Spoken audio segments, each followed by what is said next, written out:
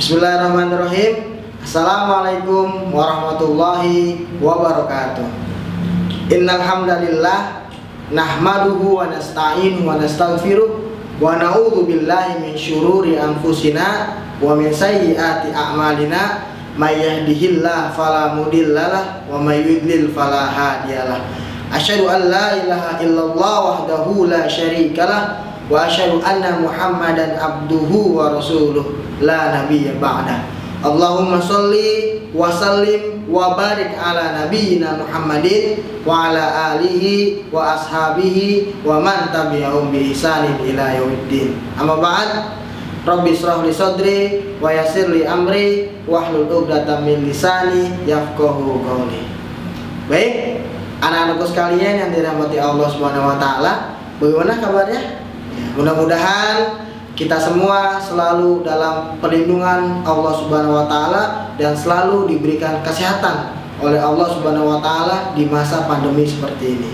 Baik, anak-anakku sekalian yang dirahmati Allah Subhanahu wa taala, berjumpa lagi bersama kami dalam pelajaran pendidikan agama Islam kelas 9 SMPT Gema Nurani.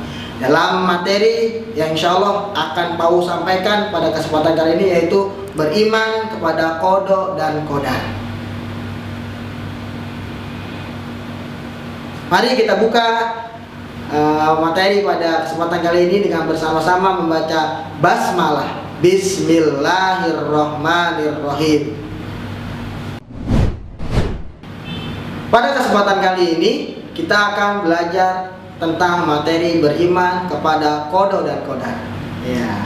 Apa sih kompetensi dasar yang akan kita capai pada materi ini? Yang pertama adalah memahami makna iman kepada qada dan qadar berdasarkan pengamatan terhadap dirinya, alam dan makhluk ciptaannya. Lalu yang kedua adalah menyajikan dalil nakli, yaitu dalil dari Al-Quran dan Sunnah tentang adanya qada dan qadar. Itulah kompetensi dasar kita pada kesempatan kali ini. Untuk selanjutnya ada pertanyaan yang mungkin ada di benak kalian semua, yaitu apa itu qada dan qadar. Nah, kita akan bahas satu persatu terkait qada dan qadar. Qada artinya ketentuan atau ketetapan Allah Subhanahu wa taala yang bersifat azali, yakni zaman sebelum Allah Subhanahu wa taala menciptakan makhluk hidup di alam semesta ini. Misalnya, tidak seseorang di antara manusia yang bisa menentukan kapan dia lahir, siapa jodohnya, bagaimana rizkinya, serta kapan ia akan meninggal. Semua itu yang mengetahui hanyalah Allah Subhanahu wa taala. Itulah yang disebut dengan qada. Tolong diingat, itulah yang dimaksud dengan qada. Sedangkan qadar adalah keputusan Allah Subhanahu wa taala yang telah terjadi pada diri seseorang atau makhluk yang lainnya berdasarkan ketetapan dan usaha serta doa yang dilakukan oleh orang tersebut. Tolong digarisbawahi, keywordnya adalah atau kata kuncinya adalah doa dan usaha.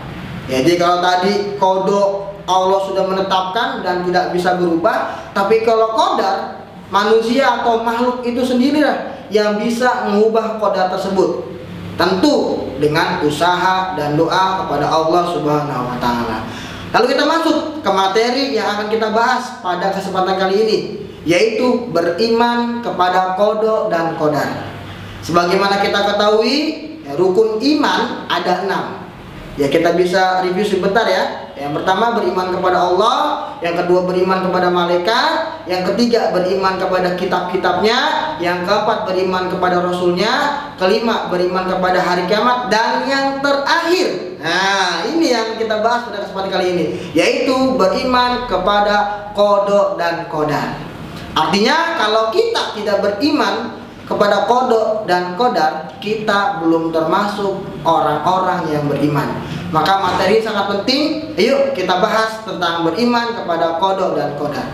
Beriman kepada qada dan qadar sering juga disebut dengan takdir. Kita beriman kepada takdir, yaitu meyakini bahwa Allah Subhanahu wa taala telah menetapkan segala sesuatu bagi seseorang atau makhluk lainnya.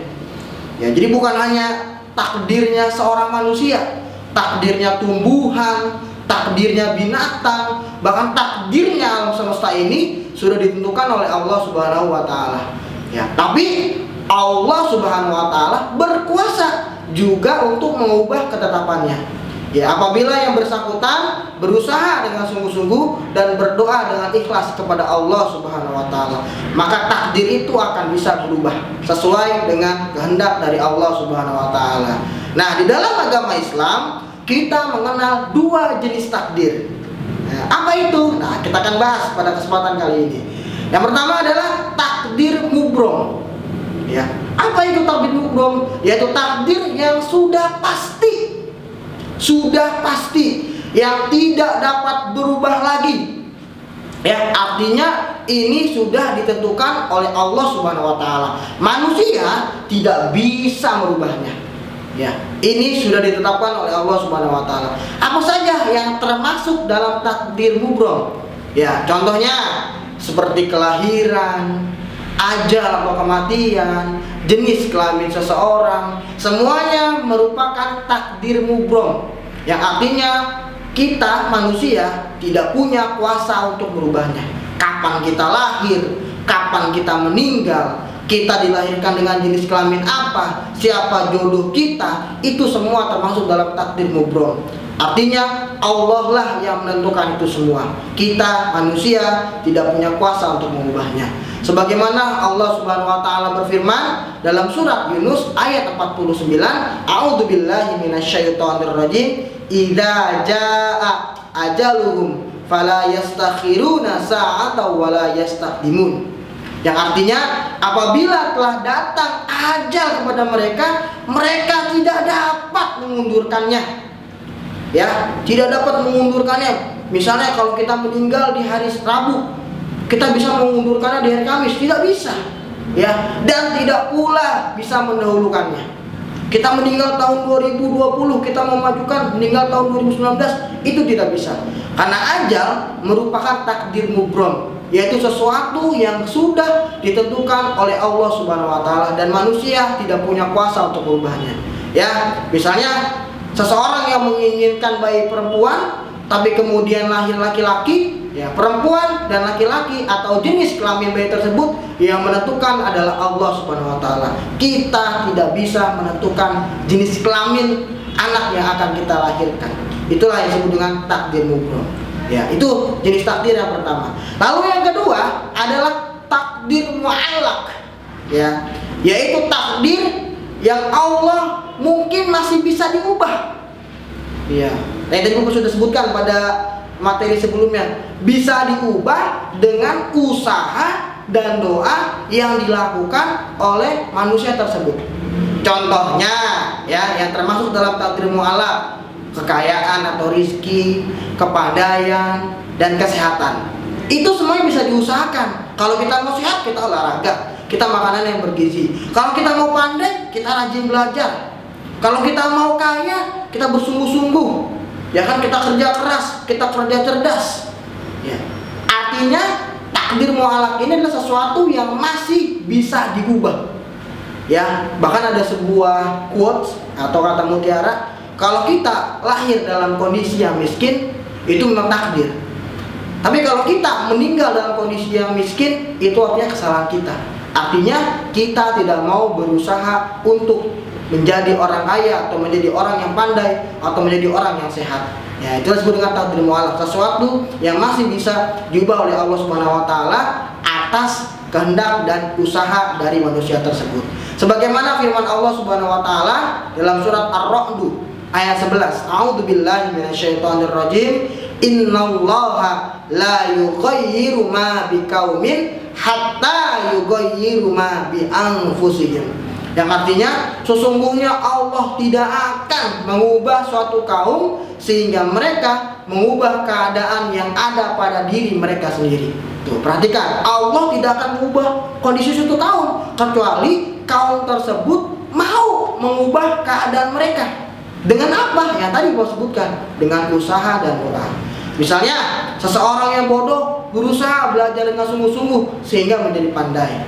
Atau seseorang yang miskin, ya, berusaha dengan sungguh-sungguh, bekerja keras, bekerja cerdas, dan akhirnya ia menjadi orang kaya. Baik, ya itulah macam-macam takdir dari Allah Subhanahu wa taala. Ada dua. Yang pertama takdir mubrom, yang kedua adalah takdir mu'allaq. Ya, jadi tolong diingat-ingat materi tentang beriman kepada qada dan qadar ini. Baik, anak-anak sekalian yang dirahmati Allah Subhanahu wa taala, tentu setelah belajar kita perlu menguji, ya kan? Kita perlu menguji pemahaman kalian terhadap materi ini, yaitu materi beriman kepada qada dan qadar. Nah, alhamdulillah Pak UU sudah menyiapkan soal latihan. Ya, kita latihan bareng-bareng. Ya, nanti kita akan berusaha jawab bareng-bareng. Ya, supaya kita mengetahui sejauh mana pemahaman kalian terhadap materi beriman kepada qada dan qadar ini. Oke? Baik. Yang pertama, ya, nomor 1. Ketetapan Allah yang harus terjadi atau menimpa makhluknya disebut ya, A. Qada, B. Takdir, C. Qadar, D. Ikhtiar. Ya. Baik, ada yang bisa jawab? Ya, baik, bagus. Ya, jawabannya adalah A. Qada. Ya, ketetapan Allah yang harus terjadi, artinya tidak bisa diubah. Ya, itu disebut dengan qada, atau jawabannya adalah A. Baik, bagus, pintar. Yang kedua, ya, matahari terbit dari arah timur dan terbenam di arah barat termasuk apa? Nah, ya, matahari terbit dari arah timur dan terbenam di arah barat termasuk apa? A. Qada Allah, B. Ketetapan Allah, C. Ketentuan Allah, D. Qadarnya Allah. Siapa bisa jawab? Ya, betul. Jawabannya adalah A. Qada Allah. Ini merupakan ketentuan dari Allah bahwa matahari terbit dari timur dan tenggelam di arah barat. Manusia tidak bisa merubahnya. Nah, maka disebut dengan qada Allah. Baik. Soal yang ketiga, ya. Ketentuan pada seseorang bisa berubah. Nah, bisa berubah dengan cara berusaha. Hal ini disebut dengan apa? Ya. A. Takdir mubrom, B. Qada, C. Takdir, D. Takdir mu'allaq. Nah, yang tadi sudah Bapak sebutkan tuh, ya. Ya, kalau ketentuan seseorang itu bisa berubah dengan cara berusaha dan berdoa. Siapa yang tahu jawabannya? Ya, betul. Iya, jawabannya adalah D. Takdir mu'allaq. Ya, takdir mu'allaq sesuatu yang bisa diubah dengan usaha dan doa dari manusia tersebut. Baik, kita lanjut ke soal keempat. Ketentuan Allah yang tidak dapat diubah adalah takdir mubrom. Nah, seperti yang tertera di bawah ini, kecuali. Nah, ya kan? Kalau takdir mubrom itu sesuatu yang tidak bisa diubah. Ya, sudah ditentukan oleh Allah Subhanahu wa taala. Kecuali apa? Ya, A. Kelahiran, B. Jenis kelamin, C. Kematian, D. Kepandaian. Ya. Ada yang tahu jawabannya apa? Betul sekali. Jawabannya adalah D. Kepandaian. Karena kepandaian termasuk dalam takdir mu'allaq, sesuatu yang bisa diubah oleh manusia dengan cara usaha dan doa. Baik, bagus sekali. Yang kelima, dalam hidup dan kehidupan seseorang kadang-kadang menemui kegagalan. Kegagalan seseorang yang beriman merupakan apa nih? Nah, A. Ujian, B. Musibah, C. Bala, D.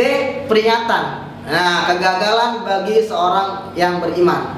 Ada yang tahu jawabannya? Ya, baik, bagus sekali. Jawabannya adalah ujian.